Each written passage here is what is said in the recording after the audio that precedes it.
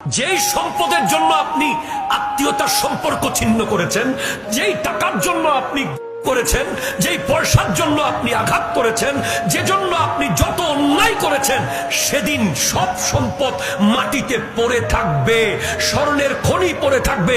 একটা স্বর্ণের বিস্কিট আনার জন্য দুবাই থেকে, সৌদি থেকে কত রকম করে স্মাগলিং করতে হয়েছে, অথবা নিতে আনতে কত ধরনের ছিনতাইকারী, কত ধরনের চোরাচালান, কত কিছু হচ্ছে, সেদিন সব পড়ে থাকবে। আর মানুষ বলবে, আমি এই সম্পদের জন্য ভাইকে এলাকা ছাড়া করেছিলাম,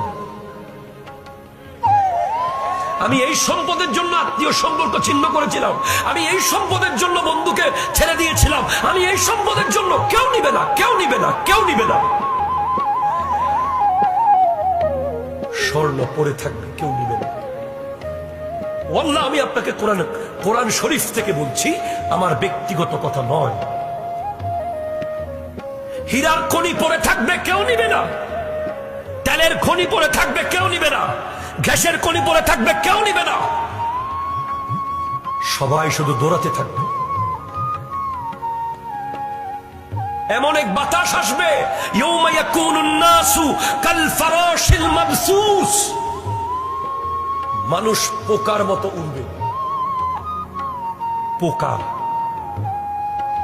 আপনি যদি এখন ধান খেতে গিয়ে বাতাস মারেন, পোকা উড়বে না? এর চেয়ে আরো ভয়ঙ্কর স্পিডে পোকার মতো মানুষ উড়ে যাবে, উড়ে। ওয়াতাকুনুল জিবালু কালইহনিল মানফুশ, আরে মানুষ না, শুধু পাহাড়, বড় বড় পাহাড় পশমের মতো উড়তে থাকবে। আপনি এখনো ফজরের নামাজ না পড়ে দুনিয়াদারি করছেন, আপনি এখনো সুদ খান, আপনি এখনো ঘুষ খান, আপনি এখনো জুলুম করেন, আপনি এখনো এখনো এখনো এখনো গুনাহ করেন, আপনি এখনো শুক্রবারে 2 রাকাত পরে বের হয়ে যান। আপনার এত সাহস, আপনার বুকে এত পাটা। আমি সেদিন জুমার নামাজে বলেছিলাম, আজকে যদি কোনো বাপের বেটা থাকো, 2 রাকাত পরে বের হও।